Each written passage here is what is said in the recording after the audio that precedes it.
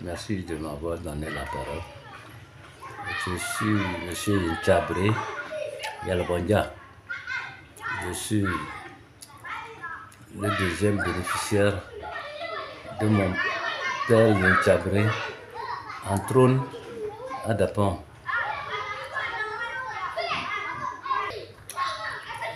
Mon nom de chefferie traditionnelle, on m'appelle Yen Tchabré Kankamon.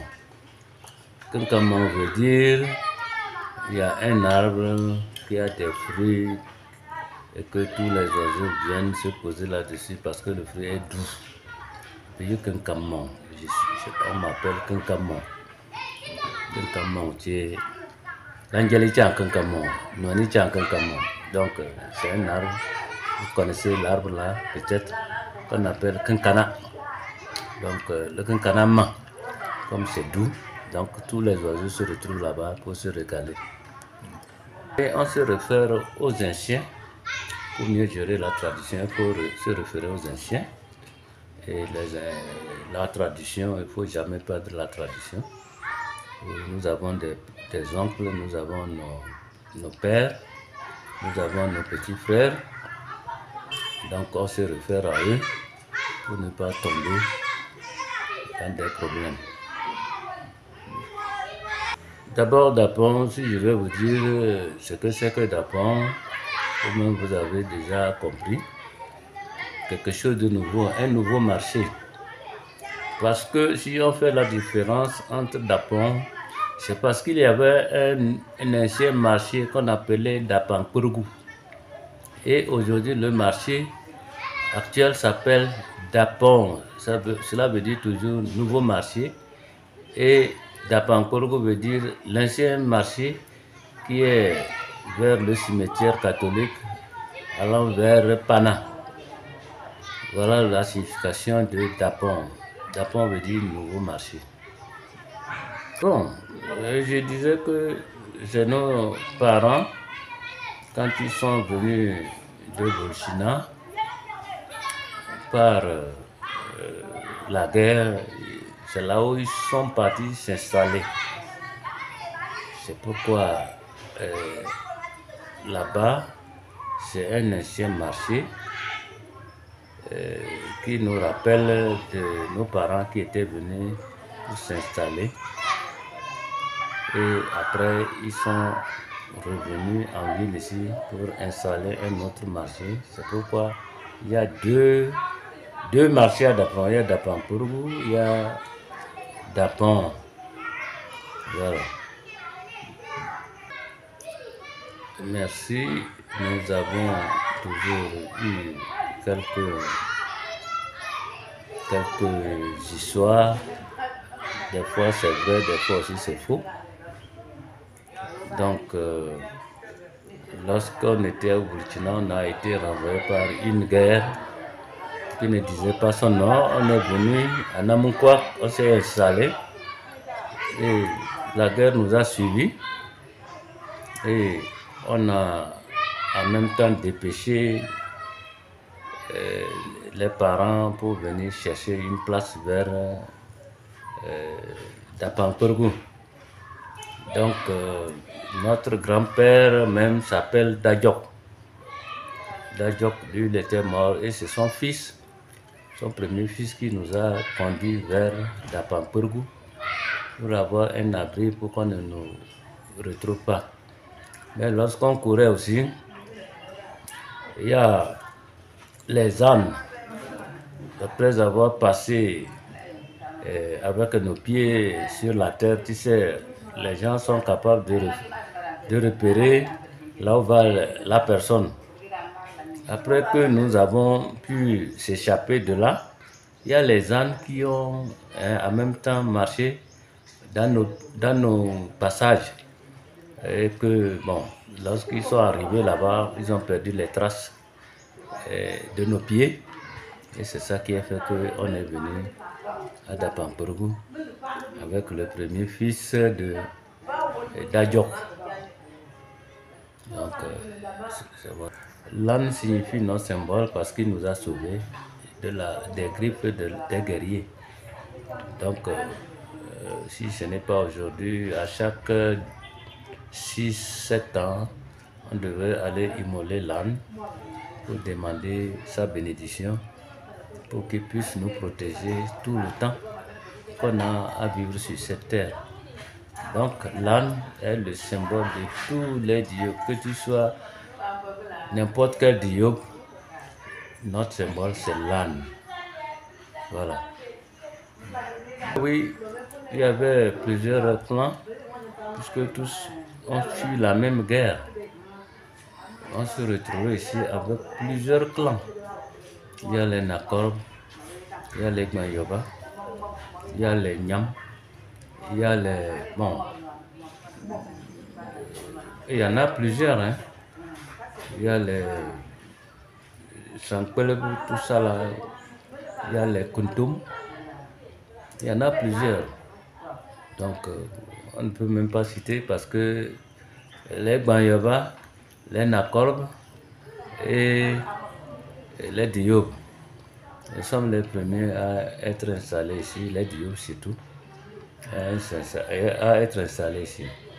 Lorsqu'on était venu, on avait vu au moins certaines personnes, comme c'était la guerre, eux ils ont vu nous laisser le terrain. C'est les Mab, les Banfoubla. Donc on les appelle les Mab. Et ils nous ont même légué un fétiche, parce que comme ils ne seront plus là, ils avaient marié l'une de nos tantes. Et on nous a légué le fétiche qui est Kourdiouak. Donc le fétiche Kourdiouak, c'est le fétiche des Banfoubla, qu'on appelle maintenant, c'est-à-dire c'est eux qui fabriquaient les houes. Ils creusaient les trous et ils fabriquaient les houes avec les cailloux je sais pas, ils mettent ça dans le feu, ça devient fer et ils fabriquaient les houes. Donc c'est les Banfoubla et on les appelle encore les choses, comment est-ce que je vais dire, les Banfoubla ou bien les Mab. Donc voilà, c'est les Mab qu'on est venu voir ici et ils ont pu nous laisser le terrain. Le troisième fils de Yenchabre. Bon, je peux dire que je suis le deuxième fils de Yenchabre, puisque lorsque mon père est décédé, il y a son petit frère Jimongo Sambieni qui a été élu chef, et comme il était un homme de l'administration, il était député et en même temps président du conseil. Dans l'ancien temps, il ne fallait pas occuper plusieurs postes. Et le préfet de temps, M. Banya Ogamou, avait rendu compte à l'État de cette situation. Il est chef, il est député, il est président du conseil. Donc, il ne revenait qu'à lui de choisir le poste qu'il veut. Et il a choisi d'être député. Et c'est à partir de ce temps qu'on a pris le pouvoir à remettre à M. Mondo, Yentukli Mondo. Parce que lorsqu'ils étaient en élection, Mondo était le deuxième qui suivait derrière Jimongo Sambieni. Donc automatiquement on lui a remis la chefferie et l'autre est resté dans sa députation. Voilà. Bon, les mêmes commandements de Dieu. Vous savez, les commandements de Dieu, tout le monde le sait, je n'ai pas besoin de vous citer. Les interdits d'Apon, je peux dire que ça commence par les 10 commandements de Dieu. Il ne faut pas chercher la femme d'autrui. Il ne faut pas voler. Il ne faut pas mentir. Il faut toujours dire la vérité. Ainsi de suite. Mais ce qui concerne notre tradition aussi, dans nos petits marchés, il y a des recommandations que tu ne vas pas oser. Lorsque on est un peuple, on a besoin d'un lieu pour se recréer. Et le lieu là, c'est le marché. C'est là où tout le monde amenait ses marchandises, on faisait les trocs. Avant, il n'y avait pas d'argent, il y avait le cori. Si tu n'as pas de cori, bon, tu fais le troc avec tes marchandises. Si tu as l'autre a le riz, tu veux l'haricot, vous vous échangez. Et voilà comment ça se faisait.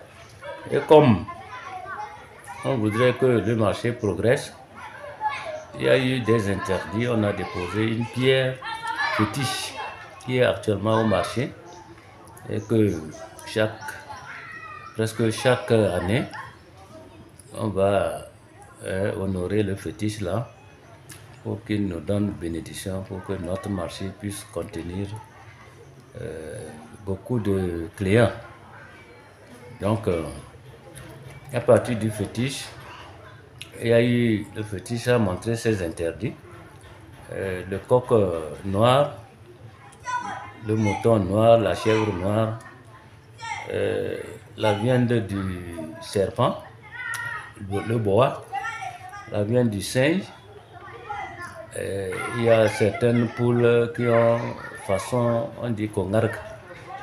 Ça ne rentre pas au marché. Il y a plus d'interdits et on ne va pas vanner aussi les vivres dans le marché. Donc il y en a plein. Lorsqu'on rencontre quelqu'un qui tient une chèvre noire, on est obligé de prendre pour aller tirer sur le fétiche. Et il n'y a pas de problème. On mange ça là-bas et puis ça finit. Que ce soit un mouton, que ce soit une chèvre, que ce soit, bon, n'importe quel interdit, on peut t'arracher ça, on te dit, ça là, il ne faut pas faire rentrer ça parce que tu vas tuer le marché. Il y en a plein. Et ce qui rentre par le ventre, le serpent surtout ne rentre pas aussi. Pourquoi j'ai cité le boa, la viande du singe, il y en a beaucoup. Bon, les conseils qu'on a à leur dire, chez nous, on dit que les anciens, les nouveaux pas ne font que remettre leurs pas dans les anciens pas. Il faut qu'il y ait un respect mutuel des jeunes. Il faut qu'ils reconnaissent que un parent est un parent. Il faut respecter ton père et ta mère. Et il faut respecter la tradition. La tradition, c'est quoi? Avant que quelqu'un ne vienne au monde, il y a nos ancêtres qui se réunissent au-delà. Lorsqu'une femme jeune vient dans la maison, ils se réunissent pour voir comment est-ce que on va faire accoucher cette femme. Et cette femme-là doit avoir la sainte par une personne de la maison qui est déjà décédée, qui va aussi, ils vont se réunir, eux qui sont décédés, ils se réunissent pour pouvoir donner naissance à la jeune femme. Parce que quand ils se réunissent, ils se posent la question, qui veut revenir dans l'enceinte de cette femme pour qu'on lui mette au monde. Donc c'est pourquoi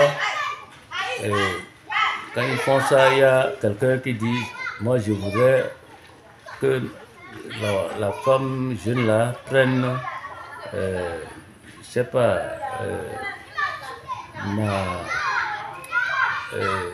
mon nom, pourtant je suis décédé, il faut qu'on me renaisse, mon nom pour me remettre. Et lorsque la femme tombe grossesse, on dit maintenant qu'il est de tel côté, donc si la personne ne mangeait pas le chien, avec chose, on lui dira, toi aussi tu ne vas pas manger le chien, et c'est ainsi de suite. C'est comme ça on reconstruit les anciens parents qui sont partis reconstruire leur famille en donnant leur valent pour qu'il y ait un nouveau-né dans la famille.